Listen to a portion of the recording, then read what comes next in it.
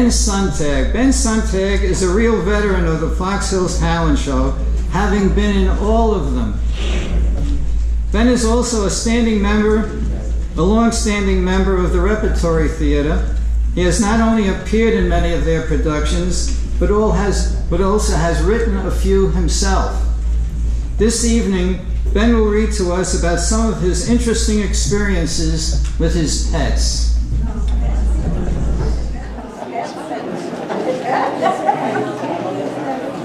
I'll tell some stories today about cats and dogs.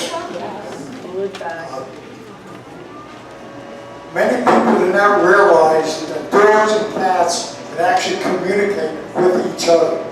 I never believed it when I saw it on television, but after investigating it, I found out it can happen. How, I don't know. The first story is called Cats and Dogs. A small dog wandered onto a family of cats eating in the garden.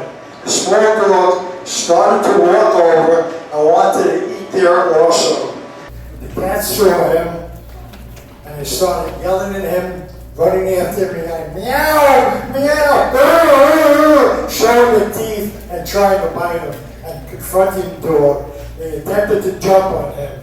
The cat screaming at the little dog. The little dog stopped immediately, unsure what to do, and decided I better get out of this room as soon as possible. As the little dog ran away, the cats returned to their food. A few minutes later, something happened which I never could understand how. The dog came back. However, it came back with another larger dog. The larger dog was very strong and started barking and yelling at the cats. The cats immediately left the area and the two dogs started to eat the cat's food. This is a true story. The person that actually witnessed this told me about it, and just says they didn't understand how the dogs communicated with each other. The second part, another story called Three Cats. A nurse in Israel, in Beth Israel, was working and coming home each night. She went up to the third floor of a stairway where she lived, and she had three cats that always met her inside the door. The minute she got to the door and put a key in, she would hear the cats meowing. She came home this one night, and she didn't hear any noise. She put the key in, nothing. She went out the door, she was afraid. Something was desperately wrong. She asked one of her friends. Her friend says, "What are you going to do? Go in." She says, "No, I'm going to call the police." The girl went home. We went downstairs, called the police from the car. The police came over, managed to open the door, and they found a burglar in the house running down the window.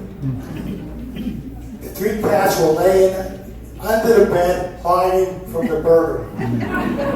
When she walked in with the police, the cats came out from under the bed and jumped at her and kissed her. That's the second story.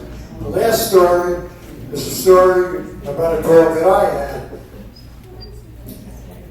When I grew up in Brooklyn, and in 1944, my family had a small terrier dog, which we called Bunny. He was an amazing dog. When my father went outside every Sunday to buy a newspaper, he would take the dog with him, and the dog would carry the newspaper home with his teeth. When the dog was 14 years old, my mother told us that she had to give the dog away. She can't handle him anymore. He's too old. Well, we tried to convince her to keep the dog, but we weren't able to do it. She called a niece up that lived in Connecticut that wanted the dog, that knew the dog, and my mother said she'd give the dog to the niece the next day. My father took the dog to Connecticut the next day, and in fact did give the dog to the girl. When he got home, he found me crying. I was a kid, and my brother was crying, my two sisters were crying, because we missed the dog immediately. 2 days later,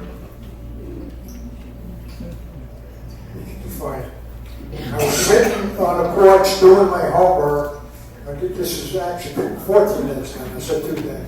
I was doing my homework when I heard a noise, and my dog came running down the street, up 10 steps, and jumped in my lap. It's a true story, this really happened. I told my mother, the dog's back. What happened? Where'd it come from?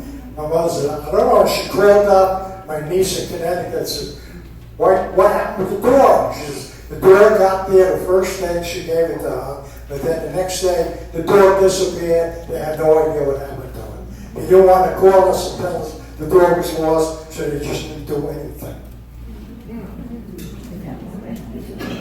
The dog, when he came back and jumped in my lap, had cuts all over his body, and it was all filthy from wherever he came.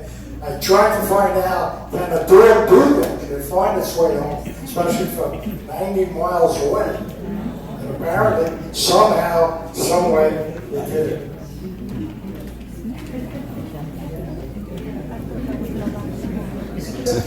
So,